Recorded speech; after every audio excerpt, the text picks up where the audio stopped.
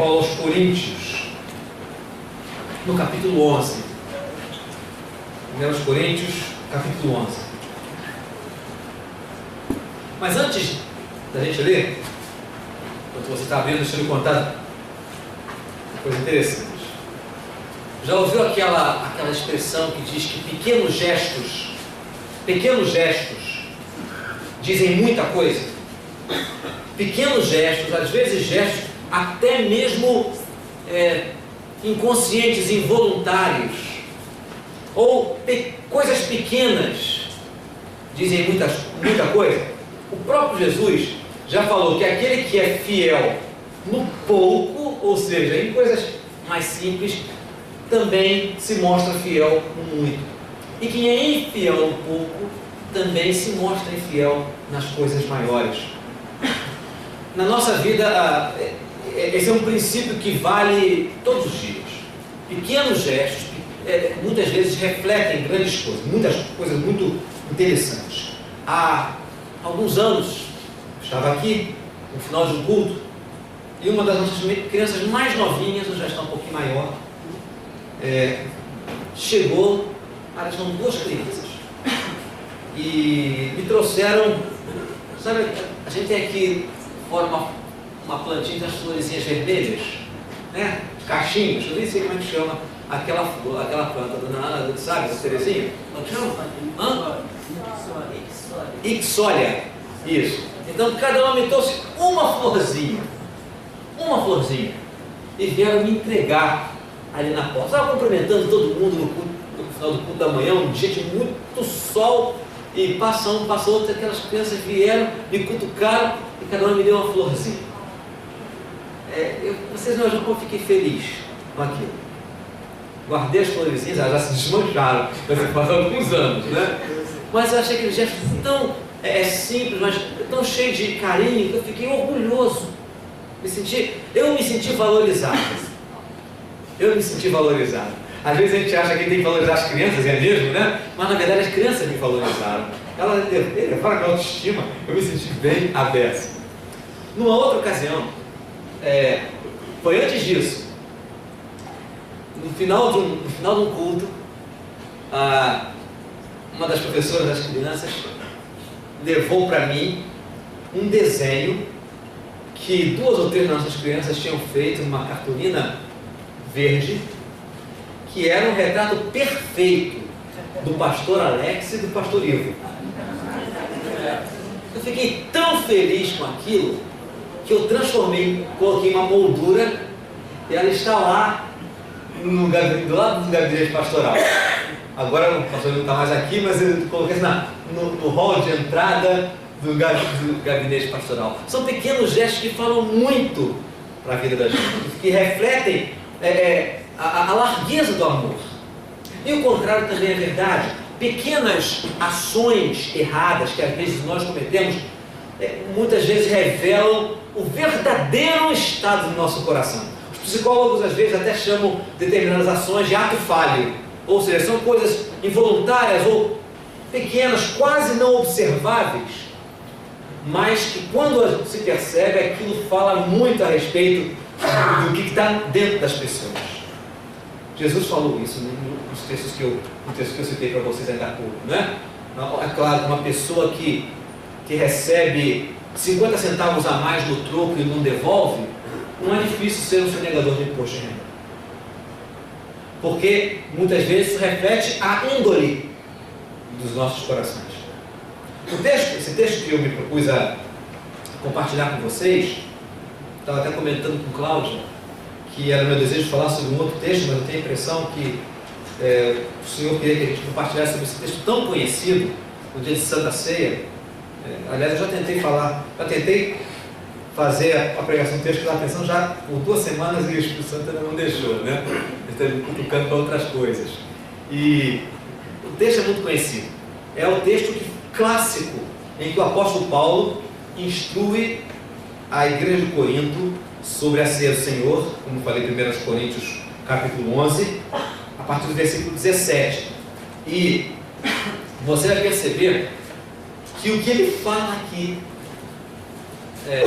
tem uma relação muito direta com palavra de abertura que eu trouxe para você, a respeito de como determinadas ações revelam, falam de coisas muito mais amplas, muito mais profundas na vida da gente.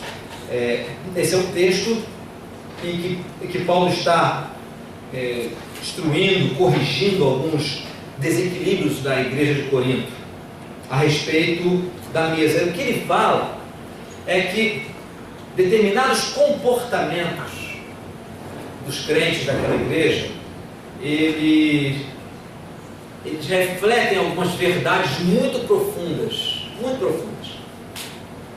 Então eu começo lendo para vocês os primeiros versículos.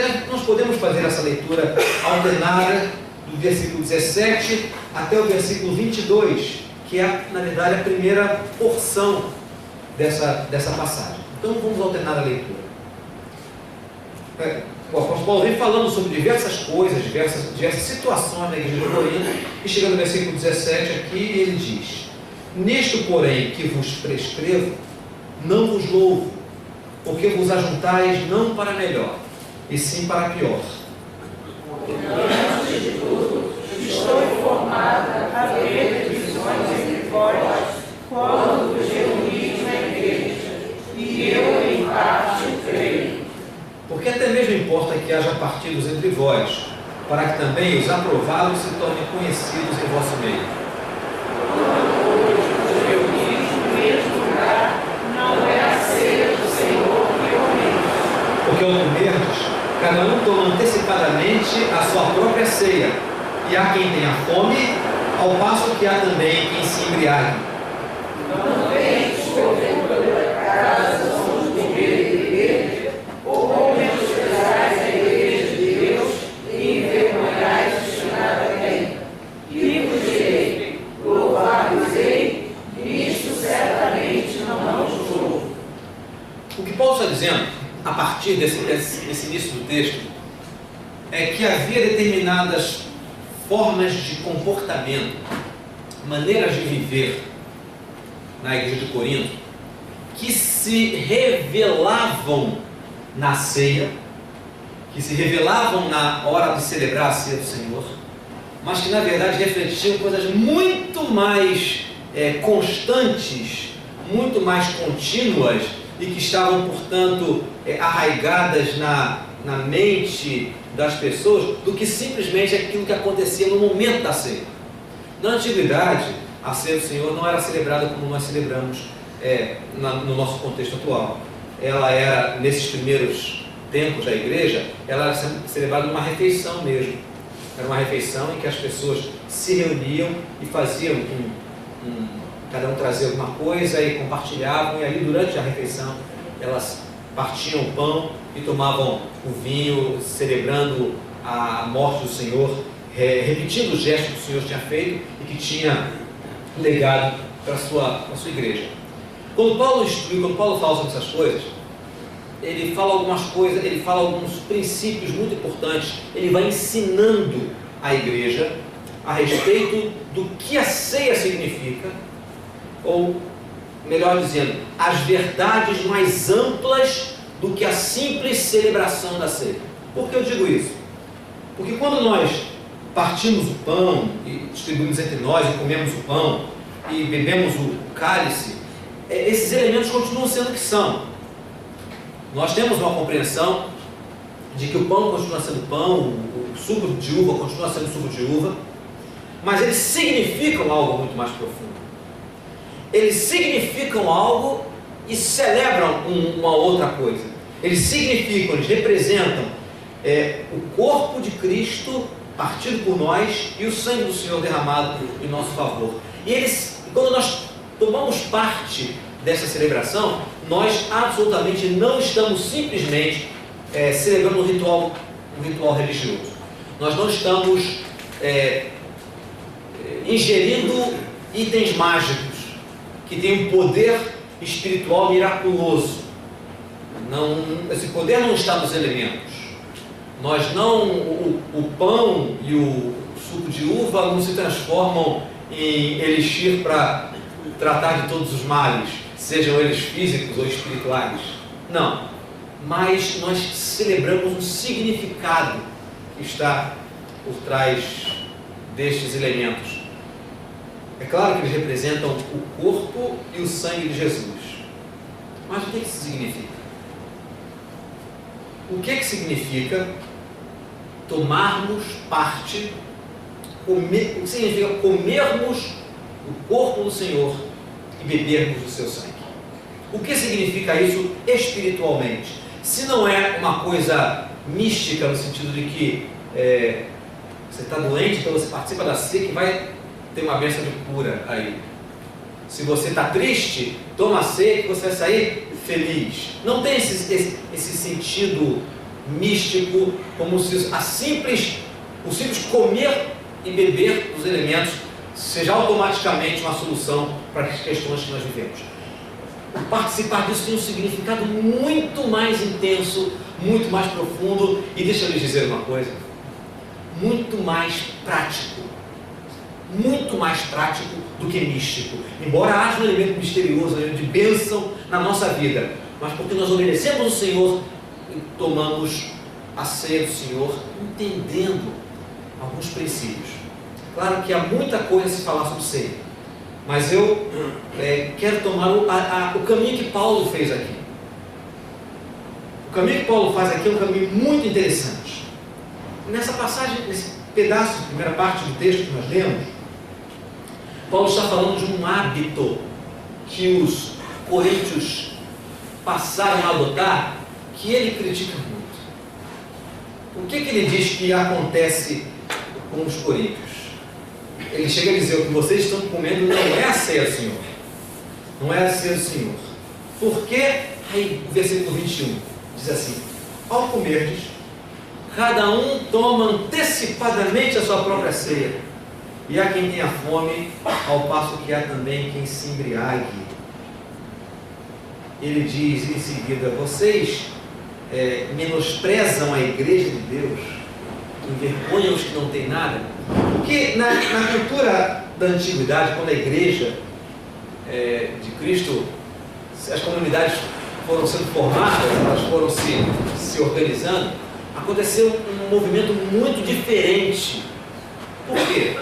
Porque pessoas de classes sociais muito diferentes, não só diferentes, mas separadas por um imenso abismo social, começaram a se encontrar com a mesma palavra de salvação e começaram a compor igreja, a formar comunidades numa mesma cidade.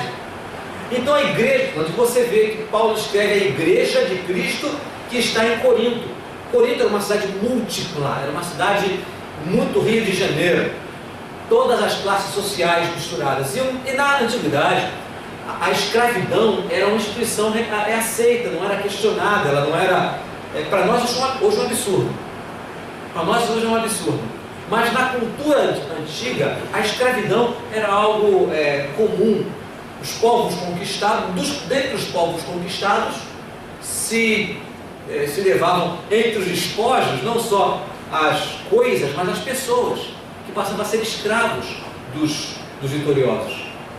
Então, muitas pessoas conquistadas, pelo Império Romano iam para cidades e eram vendidas como escravos. O Evangelho chegou nessas cidades e alcançou as pessoas de alto grau social. Alguns até mesmo, como Paulo fala, da casa de César. Gente que tinha uma relação com o controle do império. Assim como também escravos se convertiam. Agora você imagina, vamos pensar na época da escravidão aqui no Brasil. Recentemente teve aí uma novela mais como Liberdade, que ressuscitou um pouquinho esse tempo da escravidão. Agora você imagina, então vamos transportar a realidade lá de Corinto, uma realidade brasileira no século XVIII. A escravidão como uma instituição aceita no país. As pessoas se convertem. E o senhor de escravo vai para a mesma igreja que o escravo. O escravo. E eles passam a ser chamados de irmãos. Isso é um absurdo, uma coisa inimaginável.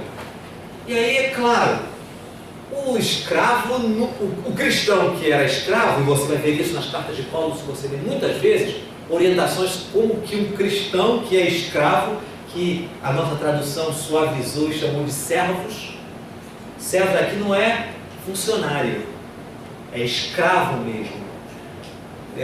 Paulo fala em várias partes nessas cartas como um cristão que é escravo deve se comportar em relação ao seu senhor, como um cristão que tem escravos deve se relacionar, né? deve exercer a sua autoridade sobre seus escravos. E inclusive fala até de um caso de um escravo que fugiu da casa de um cristão e se encontrou com Paulo, e Paulo o evangelizou, ele se converteu, e aí Paulo disse assim para esse rapaz chamado Onésimo: sabe o que você vai fazer agora, Onésimo? Você é livre, volta para casa de onde você fugiu. E aí Paulo escreve uma carta, porque Paulo conhecia o senhor desse escravo, que se chamava Filemon. Essa carta faz parte da nossa Bíblia, a carta a Filemon. E ele escreve para Filemon como Filemon deveria receber Onésimo de volta. Ele diz: não como escravo, mas como irmão amado. Quem diz que o cristianismo, né, como é que é absurdo, como é que Paulo concordava com a escravidão, é porque não tem nenhuma perspectiva histórica. Não imagina como isso foi, essa postura de Paulo foi uma coisa absurdamente impensável. Um passo totalmente revolucionário, não no sentido de um embate, mas no sentido de minar a força mais básica da escravidão, que é o desprezo pela vida do outro, a desvalorização da vida alheia. Quando Paulo diz para uma pessoa: trate o seu escravo com dignidade, a gente hoje não acha isso demais, mas não só era demais, como era inaceitável na cultura da época. E esse é o contexto que Corinto vive, que os coríntios estão vivendo. Os senhores de escravos chegavam na frente, levando as suas partes na ceia, seus banquetes, e o escravo não podia chegar na mesma hora, né? Chegava depois, e quando chegava, os outros tinham comido antecipadamente a sua própria ceia. E há quem fique com fome. E quando uns se embriagam, uns bebem demais, comem fora do limite, outros que não tem nem o que comer, era a oportunidade de repartir a generosidade entre todos. Chegam lá e ficam envergonhados. É o que Paulo diz. O que Paulo está dizendo é que a ceia de Cristo, a ceia do Senhor, ela, acima de tudo, celebra a nossa unidade em Cristo. Embora nós sejamos pessoas extremamente diferentes uns dos outros. A ceia, ela antecipa, ela anuncia e antecipa uma mudança radical nas relações humanas. Porque nos nivela. Os desiguais, inconciliáveis, são advertidos por Deus, são exortados com muita seriedade a dividirem a mesma mesa. Então, esse é um elemento que essa advertência de Paulo, logo no início, fala para a gente. Essa mesa que está aqui, meu irmão, ela celebra a nossa unidade. Ela diz que todos nós somos iguais diante de Cristo. E somos um. Eu sei que você tem pessoas com quem você se identifica mais aqui.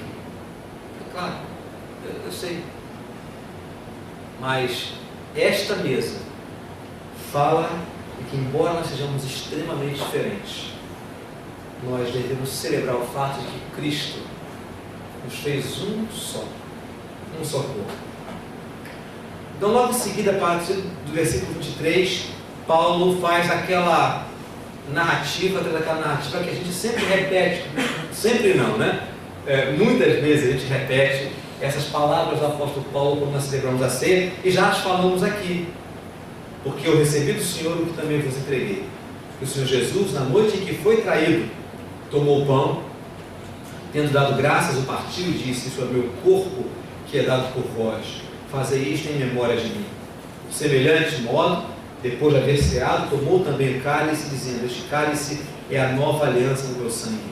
Fazei isto todas as vezes que beberdes, em memória de mim. Essas são as palavras que nós chamamos de palavras de instituição, que ecoam, é uma forma um pouco diferente do que está registrado nos Evangelhos, mas o Espírito é o mesmo. São as instruções de Jesus para que nós façamos isto, que nós celebremos a ceia lembrando dele. Mas Paulo diz assim: quando você se lembra de Cristo, quando você obedece a Cristo, você olha para o seu lado. Você precisa olhar para as pessoas com quem você reparte a mesa. Seria muito bom se a nossa estrutura física aqui no templo fosse diferente e a gente pudesse celebrar a ceia do Senhor olhando nos olhos uns dos outros, sentados em volta da mesa, um grande banco, um conjunto de bancos em volta da mesa, olhando nos olhos uns dos outros, e ao comer o pão eu pudesse olhar nos olhos do meu irmão que divide comigo esta mesa. Mas aí então Paulo continua falando algo que eu entendo que talvez seja a parte mais central desse ensino, aqui nessa passagem. Versículos 26 e 27, ele diz assim: porque todas as vezes que comerdes este pão e beberdes o cálice, vocês fazem o quê? Anunciais a morte do Senhor até que Ele venha. Por isso, aquele que comer o pão ou beber o cálice do Senhor indignamente será réu do corpo e do sangue do Senhor. Isso muitas vezes é entendido de uma forma mística e mágica, mas aqui não tem nada de místico. O que Paulo está dizendo aqui? Veja que coisa interessante. Ele diz todas as vezes, porque, lembre-se que a insistência, nesse texto ele insiste muito em usar palavras como porque, pois, por isso. Isso quer dizer que toda a ideia de Paulo nessa passagem está encadeada. A gente não pode pegar um versículo e tirar, porque se ele fala porque ou por isso, alguma coisa que ele falou antes está dando a base do que ele está falando agora. Então, como ele começa essa passagem? Essa passagem ele começa criticando essa falta de percepção que os coríntios têm de que a ceia do Senhor celebra a nossa unidade em Cristo e o que Cristo fez por nós, nos unindo, nos aproximando uns dos outros. E ele diz: porque todas as vezes que comerdes este pão e beberdes este cálice, anunciais a morte do Senhor até que Ele venha. Eu não sei se você já se perguntou, mas eu já me perguntei muitas vezes: como é que isso acontece? Como é que todas as vezes que a gente come do pão e bebe do cálice, a gente anuncia a morte do Senhor até que Ele venha? Como é que isso acontece? Você já se perguntou isso? Já lhe passou pela cabeça? Como é que isso acontece? Jesus morreu por mim, hein? Jesus morreu por mim. Jesus morreu por mim. Não é assim que acontece.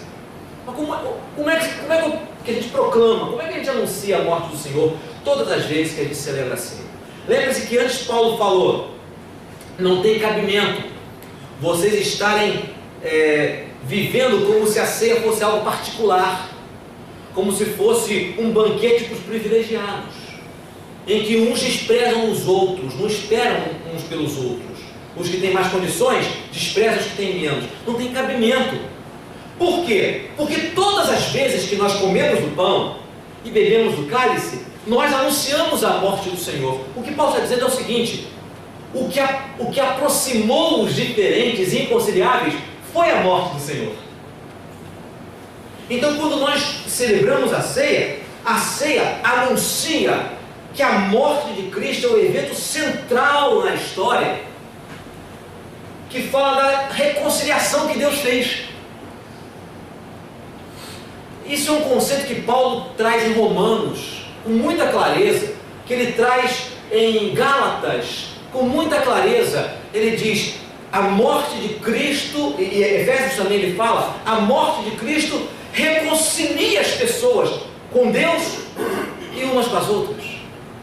Um dos grandes frutos da morte de Jesus foi, através da sua cruz, reconciliar consigo mesmo todas as coisas e derrubar a barreira de inimizade que havia, por exemplo, entre os judeus e os não-judeus. Através da morte de Cristo, Cristo realizou aquilo que era inconcebível: aproximar os absolutamente diferentes. E aqueles que pela sociedade, pelos conceitos naturais da sociedade, jamais poderiam conviver. Então o que Paulo está dizendo é o seguinte: quando você participa da ceia, quando vocês se juntam para celebrar a ceia, vocês estão dando um testemunho da morte de Jesus e do que ela valeu na prática para vocês, e vocês são aquilo que Deus quer para a humanidade. É aquilo que Deus espera para toda a sua criação: reconciliação plena com Deus e com o próximo. Então, quando a gente compartilha os lugares na mesa do Senhor, embora nós sejamos diferentes, nós estamos dizendo para todo mundo. E entenda, quando eu falo para todo mundo, estou falando para todo o universo físico e espiritual. Quando nós participamos da mesa do Senhor de uma forma adequada, com essa compreensão, nós estamos dizendo assim: a morte de Jesus Cristo nos tirou do mundo, nos tirou do domínio do mundo, onde as pessoas diferentes não se aproximam, onde a inimizade e a exploração é algo comum, e nos colocou num mundo absurdamente diferente. Nos colocou num ambiente, num reino totalmente diferente, onde todas as pessoas que creem nele são reconciliados com ele e reconciliados uns com os outros. O que Paulo fala para mim e para você é que toda vez que você se senta ao redor dessa mesa, não tão ao redor literalmente, mas que você participa desta mesa, você tem que lembrar disso, que você está anunciando, através da sua participação e da sua proximidade dos irmãos, da sua consideração e amor por seus irmãos, que a morte de Cristo valeu para superar as barreiras mais insuperáveis que se pode imaginar. Se nós não agimos assim, o anúncio que nós fazemos é outro: é que a morte de Cristo não teve poder suficiente para promover a reconciliação de tudo, porque ela não foi capaz de me reconciliar com o meu irmão. Eu ainda estou me mantendo distante, eu ainda estou desconsiderando o meu próximo. Então, para mim, a morte de Cristo não valeu. Então, o meu comportamento, na verdade, faz com que eu seja culpado. Por isso Paulo diz: quem come e bebe indignamente se torna réu do corpo e do sangue de Cristo. Por quê? Porque se eu como e a minha vida não reflete o poder reconciliatório da morte de Cristo, eu estou dando um falso testemunho a respeito de Jesus. Quando eu digo: a morte de Cristo não valeu tanto assim, né? Eu sou dele, mas ainda não considero meu irmão como devia considerar. Então a morte de Cristo não teve valor reconciliatório entre o meu irmão. É isso que significa quando Paulo diz: você anuncia a morte do Senhor, e quem come e bebe indignamente está sendo réu do corpo. Se você anuncia a morte do Senhor, participando, você anuncia a morte do Senhor. Anuncia. A questão é: como você anuncia? O que você anuncia a respeito da morte do Senhor? Você anuncia que a morte do Senhor teve poder sobre a sua vida, de te reconciliar, de fazer uma pessoa nova, que se preocupa com o próximo? Ou você está dizendo: funcionou um pouquinho, eu melhorei um pouquinho, mas não me transformou. E não estou muito disposto mesmo a ser transformado, a ser transformada. Que tipo de testemunho nós damos a respeito da morte de Cristo? A ceia do Senhor anuncia a centralidade da morte de Cristo nessa história da reconciliação que Deus fez entre as pessoas, com Ele e com o nosso próximo. Paulo continua falando, aí ele faz uma exortação para mim e para você. Depois de fazer essa advertência de que aquele que come o pão e bebe do cálice do Senhor indignamente se torna réu do corpo do sangue do Senhor, a partir do versículo 28, ele faz uma exortação para nós. Ele diz assim: examine-se, pois, o homem a si mesmo, e assim coma do pão e beba do cálice. Pois quem come e bebe sem discernir o corpo, come e bebe juízo para si. Quem come e bebe sem discernir o corpo, come e bebe juízo para si. Paulo diz que a ceia é um momento da gente refletir se nós temos entendido a nossa situação comum. Vou lhe fazer uma confissão. Todas as vezes que eu li essa passagem, examine-se, pois, o homem a si mesmo, e assim coma do pão e beba do cálice, eu encarava esta expressão, examine-se a si mesmo, apenas para olhar para o meu coração e ver se tinha dentro de mim alguma coisa que desagradava a Deus. Quando eu era mais novo, era algo tipo assim: falei palavrão, colei na prova, meu olho ficou comprido demais para aquela menina bonita, coisas assim. E eu entendo, eu estou falando daquilo que aconteceu na minha adolescência, né? Os pensamentos da minha adolescência, mas o tempo foi passando e eu, durante um bom tempo, continuei olhando para dentro de mim, examinando com sinceridade o coração, tá? Não fazia isso com desleixo, mas fazia com sinceridade, olhando para ver se, naquele espírito do Salmo 139, no finalzinho do Salmo, quando o salmista diz: Senhor, vê se há em mim algum caminho mau e guia-me pelo caminho eterno. Sonda o meu coração, né? Acabamos de cantar o sonda-me. Sonda-me, Senhor, olha para dentro de mim, vê se há alguma coisa errada em mim. Mas eu tendia a pensar em pecados para dentro de mim e nunca pensava em pecados relacionais,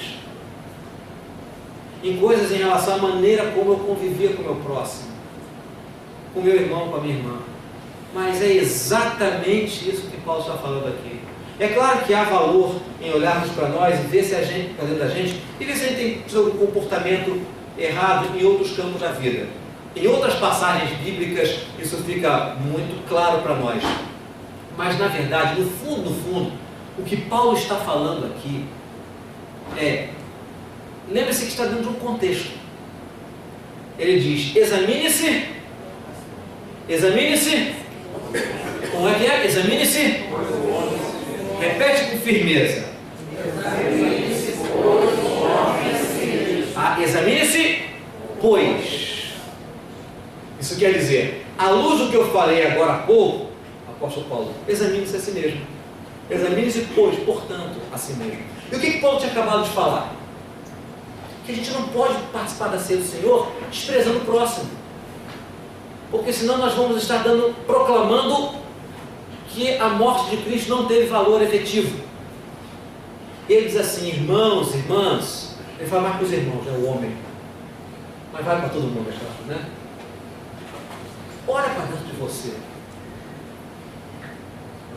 faz uma autocrítica. Se ao participar da ceia você tem proclamado a morte do Senhor até que Ele venha, se você tem proclamado realmente que o que Cristo fez é absolutamente revolucionário na sua vida e num povo, pensa direitinho se realmente, quando você come do pão e bebe do cálice, se você está dizendo: o meu Salvador me mudou de um jeito tão radical que eu aprendi a acolher aqueles que são diferentes de mim, a abraçar, a aceitar os erros do outro. Eu aprendi que eu sou igual. E aí é muito central para a nossa vida. O que Paulo diz é que a ceia está nos convidando a pensar se a gente entende realmente a nossa situação comum. aquilo que se aplica a todos nós e a cada um de nós. É que todos nós, não importa quem nós sejamos, não importa quem nós sejamos, todos nós somos como os mendigos, os coxos, os leprosos, os que ficavam nas esquinas, fora da cidade, daquela parábola que Jesus contou do grande banquete. Vocês estão lembrados disso? Todos nós vivemos afastados de Deus. Todos nós estávamos alheios à vida de Deus, perdidos, sem Deus no mundo. Mas Jesus Cristo, que foi enviado primeiro para os judeus, e foi mesmo, Jesus Cristo, que foi enviado primeiro para os judeus, estendeu o seu amor a cada um de nós que não tínhamos nada a ver com a fé judaica, que foi a primeira forma de Deus se revelar no mundo. Se o Evangelho não tivesse saído de Israel, nós todos hoje estaremos perdidos. Por isso, participar da ceia precisa nos levar a pensar se nós entendemos que todos nós, eu, que nasci na igreja, que sou um cara legal desde muito tempo, que sempre fui um menininho, aluninho de escola dominical, que só dava trabalho para diácono, meu irmão diácono, mas dentro da igreja, que nunca me afastei do Evangelho, que era chamado pelas pessoas da escola dominical de pastorzinho, que eu estava indo para o inferno de cabeça para baixo. Não importa a minha história, eu estava indo para o inferno de cabeça para baixo dentro da igreja.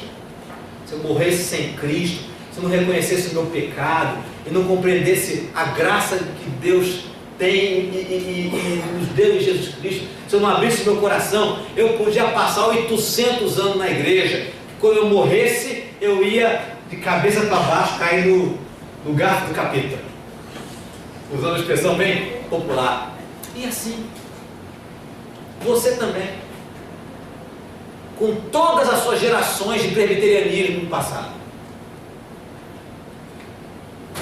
nós somos igualmente indignos, todos nós.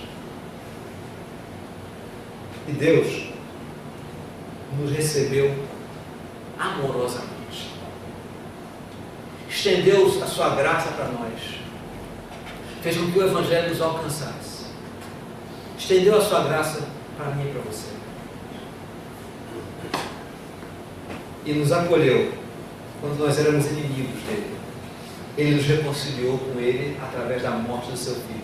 Paulo fala isso em uma outra passagem.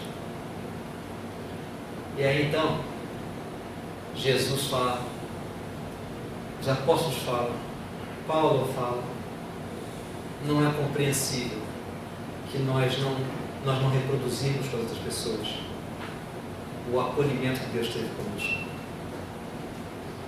Não é compreensível. É por isso que dos princípios centrais do ensino de Jesus e a única cláusula condicional do Pai Nosso fala exatamente sobre isso. Fala, nos perdoe, assim como nós perdoamos aqueles que pecam contra nós.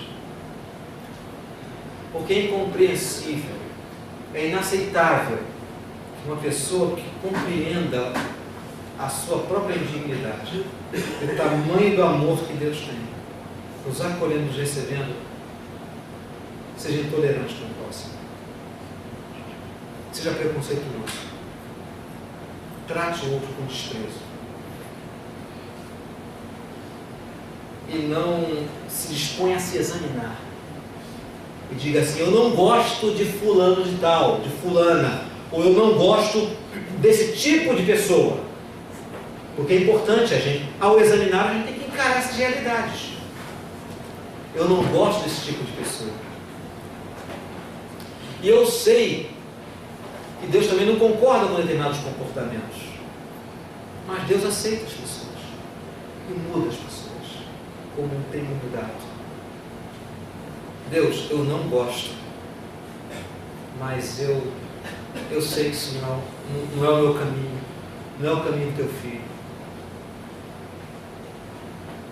É esse o convite para nos examinarmos a nós mesmos. É esse o sentido dessa palavra do apóstolo Paulo. É por isso que o versículo 28, ele fala de uma forma muito diferente sobre o versículo 29. Por isso que ele fala de uma forma diferente do que a gente às vezes entende. Ele diz assim, 28, vou repetir a leitura do 28. Examine-se, pois, o homem a si mesmo, e assim coma do pão. Olha aqui, ele fala dos dois elementos. Coma do pão, que simboliza o quê? O corpo. E beba do cálice, que simboliza o sangue. Pois, lê comigo o versículo 29. Quem come e bebe sem discernir o corpo, come e bebe juízo para si. É por isso que nesse versículo ele está falando sobre a necessidade de nós entendermos o que significa o corpo, que nesse caso não é o pão, é o corpo de Cristo, é a igreja. Ele está falando das pessoas. Ele está, em suma, Paulo está dizendo, vocês fazem parte de um povo, de um corpo que Deus reuniu de gente diferente e legou para vocês uma celebração que fala dessa reconciliação, dessa aproximação, dessa forma nova de viver, que é o modelo do reino de Cristo. Ao participar desta mesa, lembrem disso. Lembrem desse significado maravilhoso, desse efeito que a morte de Cristo tem para reconciliar tudo, para reaproximar as pessoas, para fazer inimigos inconciliáveis, como nós éramos de Deus, se tornarem filhos. E pessoas que estavam afastadas por diversas razões, no caso de Corinto, por razões sociais, aprenderem a se chamar e a conviver como irmãos. Então, ao participar, ao comer do pão e beber do cálice, comam, refletindo sobre o que significa o corpo de Jesus Cristo, que é a sua igreja, que é o seu povo. Pensem uns nos outros. Olhem uns para os outros. E Deus está nos chamando a atenção tão fortemente, através da palavra do apóstolo Paulo, que ele chega a dizer que essa é a razão, a partir do versículo 30, essa é a razão porque entre vós muitos fracos e doentes e não poucos que dormem. Porque se nos julgássemos a nós mesmos, não seremos julgados. Mas quando julgados, somos disciplinados pelo Senhor para não sermos condenados com o mundo. Deus, através de Paulo, está nos chamando a atenção fortemente, mas é para nos corrigir e para nos preservar, e não para nos destruir. Paulo diz que a fraqueza, a inutilidade da igreja, ele fala muitos fracos e doentes, e não poucos que dormem, até mesmo o distanciamento de Deus, que muitas pessoas nas igrejas experimentam, e que pode até mesmo trazer consequências psicológicas e físicas. Porque quanto mais nós nos afastamos de Deus, isso tem consequências concretas na nossa vida. Quanto mais nós negligenciamos os princípios do reino de Deus, tendo conhecido o reino de Deus, quando nós desprezamos e pisamos o sangue da eterna aliança, na verdade isso traz consequências para nós emocionais, relacionais, físicas, psíquicas, porque o modelo do reino de Deus, a vida que Cristo propõe para mim e para você, tem em si um modo de vida mais divinamente saudável que você pode imaginar, em todos os aspectos. Mas a gente tem que aprender que esse modo de vida divinamente saudável não é o modo de vida da sociedade. Não é. É por isso que o John Stott, quando escreveu um livro sobre o Sermão do Monte, ele chamou esse livro de Contracultura Cristã. Por quê? Porque realmente a maneira de viver, e o Sermão do Monte traz assim uma síntese fantástica dos valores do Reino de Deus. O Sermão do Monte traz valores muito contrários à sociedade que a gente vive. E Jesus falou para mim, falou para você, falou para os seus discípulos da antiguidade e da modernidade, que Ele nos chama para viver de forma diferente, sim, irmãos. De forma incomum, de maneira sobrenatural.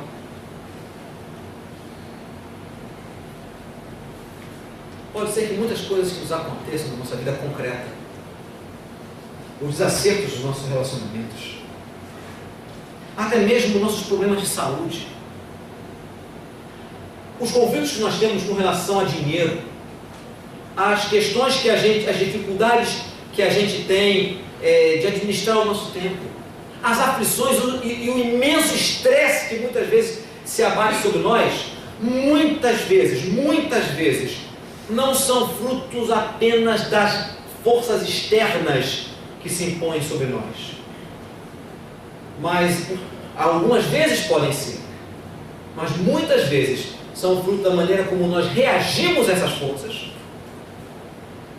ou então da maneira como nós escolhemos viver neste mundo onde essas forças imperam.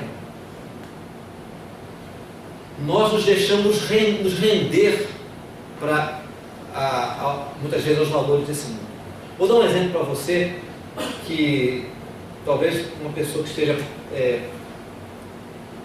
passando por um momento, por exemplo, de avaliação, ou de prova, por exemplo.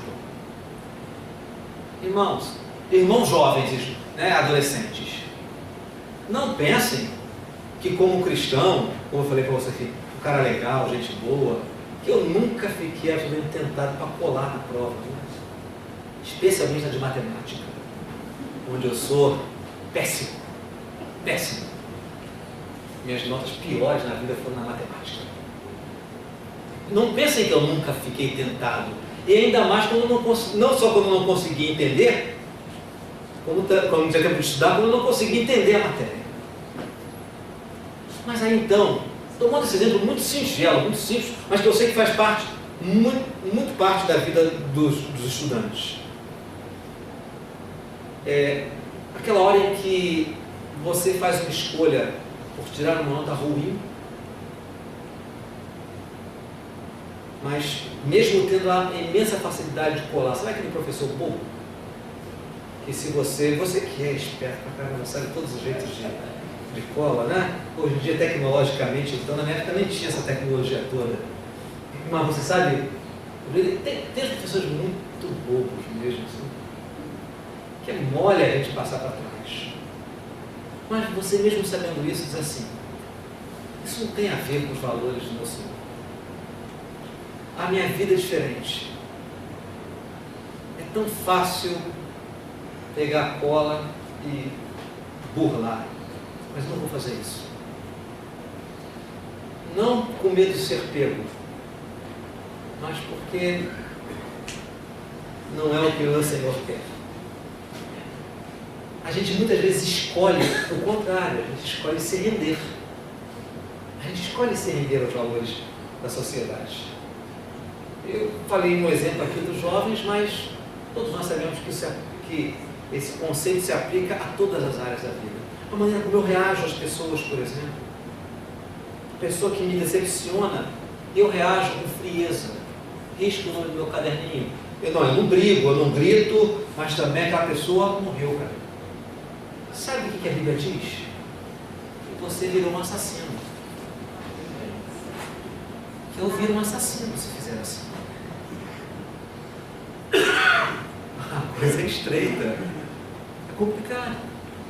Então, quando eu opto por viver de acordo com o que a sociedade é supernatural, eu não brigo, não agrido, não puxo tapete, não dou rasteiro em ninguém, mas também não me venha pedir ajuda.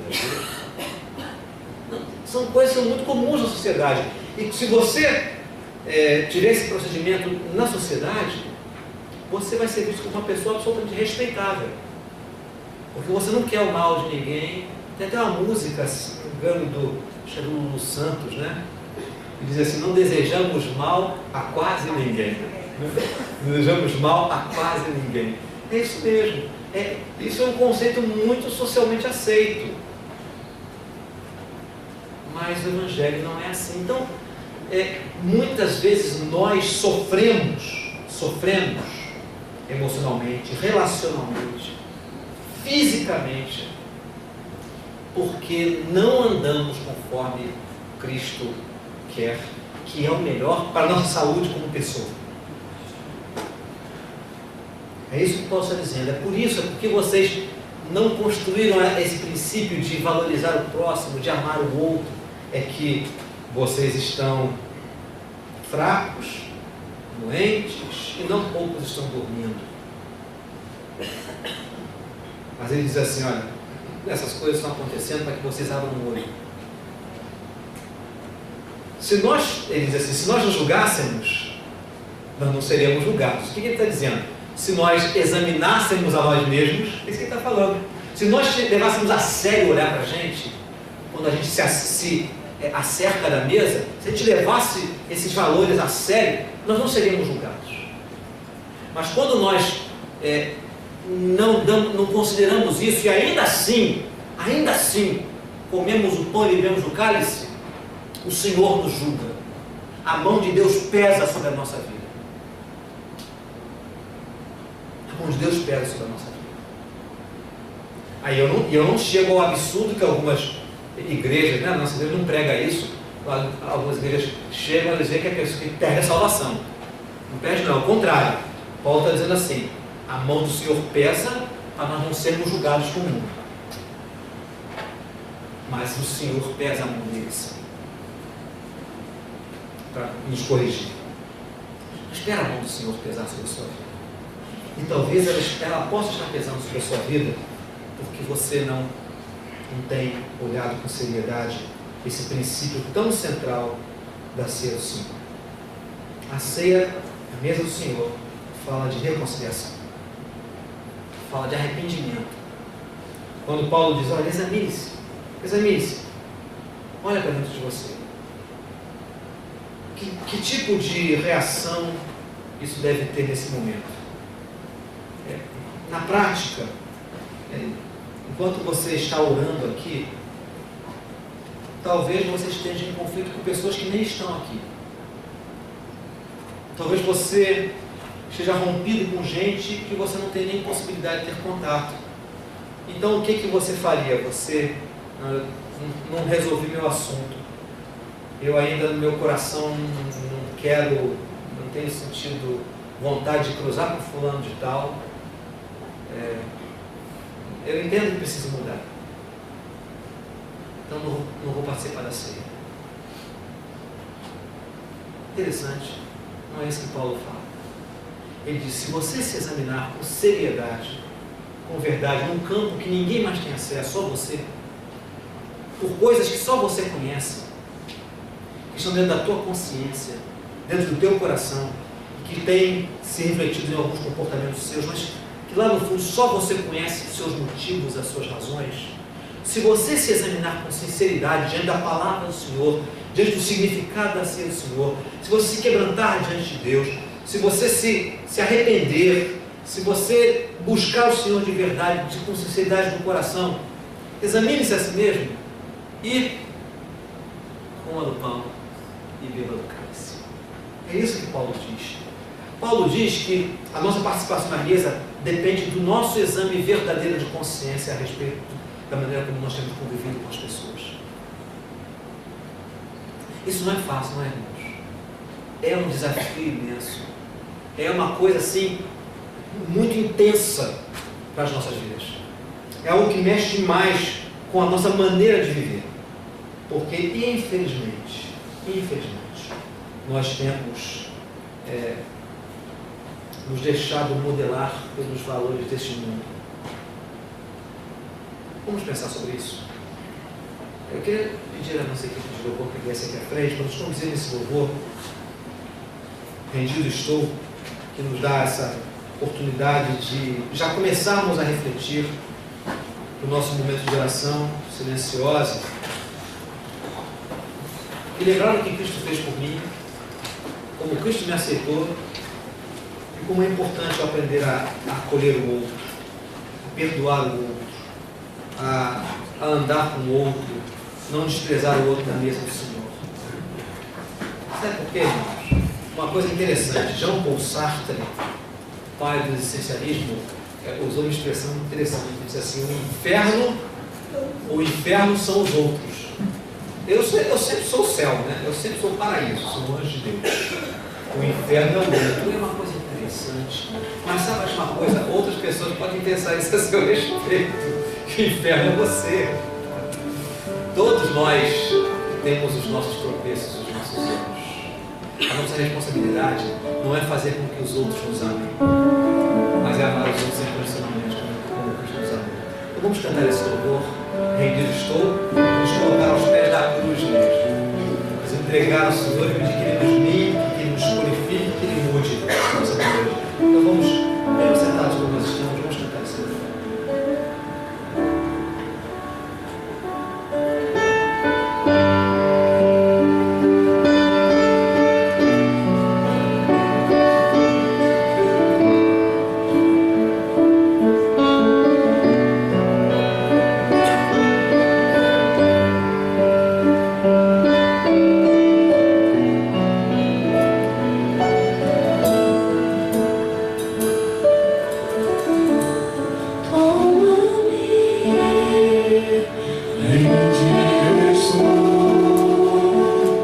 Aos pés